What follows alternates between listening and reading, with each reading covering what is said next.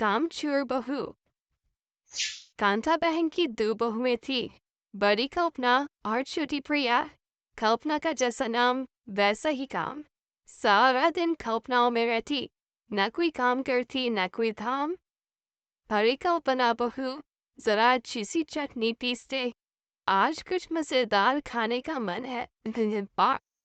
पेट में जलन हो जाएगी माँ जी बुढ़ापे में, और वैसे भी मेरा काम करने का वक्त शाम का है, आप प्रिया को ही बोल दो। इतना कहकर कल्पना वहां से चली जाती है। कांता कल्पना के ऐसे रवैये से काफी परेशान रहती है। मैं बना देती हूँ माँ चटनी। ऐसा बोलकर प्रिया माँ को चटनी बनाकर प्लेट में खाने को देती है कि तभी वह कल्पना आ जाती है। अरे बहुत चटनी, जरा चख कर तो देखूं, बड़े दिन हो गए पार। अरे नहीं बहू, तू तो रहने ही दे चटनी खाना, पेट में जलन हो जाएगी।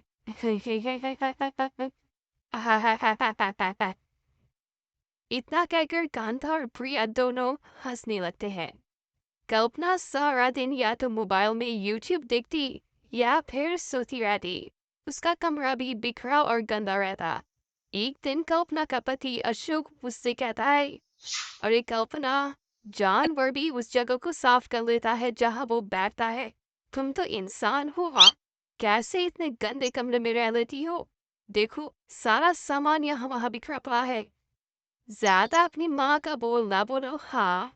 कमरा तुम्हारा भी तो है, गंदा लग रहा है तो साफ कर लो। पता नहीं तुम्हारे साथ मैं कैसे जिंदगी बिताऊंगा।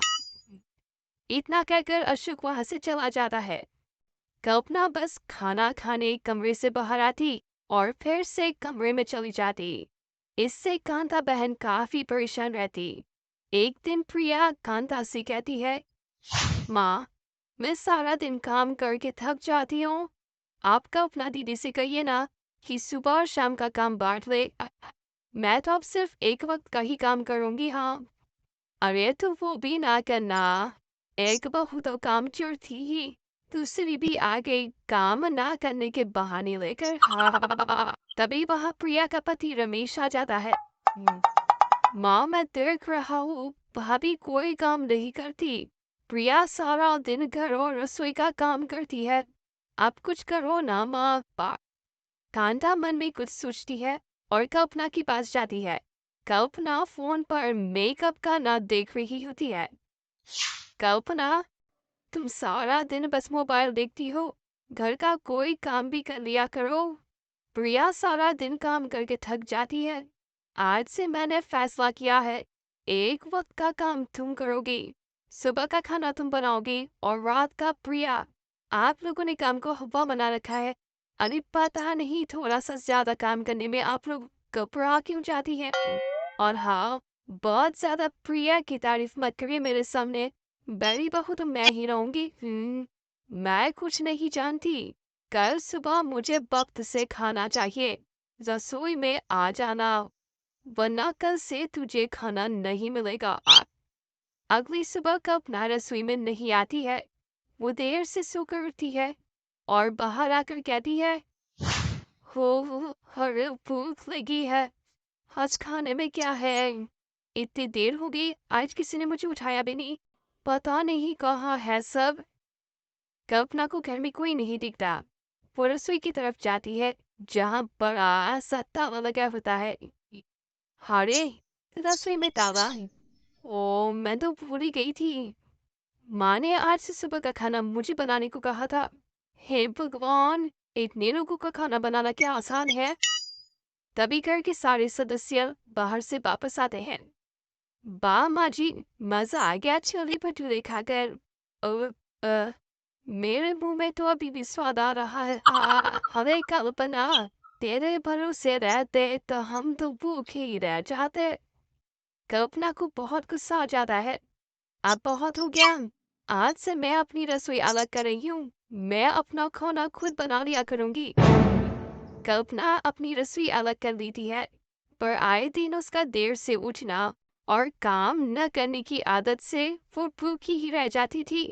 उसी के सामने घर के लोग अच्छे अच्छे पकवान खाते और कामचोर कल्पना को जैसे तैसे ही खाना बनाकर खाना पड़ता। पर एक दिन तो हद ही हो गई। माँ, दीदी आज सुबह से कमरे से बाहर नहीं निकली। हमें जाकर देखना चाहिए। सो रही होगी, काम चोर कहीं की। पर तुम कहती हो तो चलो देख लेते हैं उसे। कल्पना कमरे में पेट पकड़कर बैठी होती है। हाय, मेरा दर्द, हा हा। पेट दर्द के मारे मर रही हूँ मैं, हा हा। आ, अरे दीदी क्या हुआ? पेट में दर्द क्यों हो रहा है? डॉक्टर को दिखाया आपने? माँ, कल्पना खड़ी होती है और माँ जी के पास आती है। मुझे माफ कर दीजिए, अब से मैं सारे काम में मदद करूंगी। कभी आलस और काम चोरी नहीं करूंगी। हाँ हाँ, वो तो ठीक है, लेकिन अचानक क्या हो गया जो तू काम करने को तैयार हो गई? काम चोर कल्पना। माँ, लगातार बासी और उल्टा पुल्टा खाना खाने के कारण मेरे पेट में इन्फेक्शन हो गया है। काम ना करना पड़े इसलिए मैं 2 दिन का खाना एक दिन ही बना लेती थी। बासी और खराब खाना खाने के कारण लेने के देने पड़ गए। आहो, पेट में दर्द हो रहा है, हा हा हा। चलो अच्छा हुआ, दे राय दुरुस्त आए।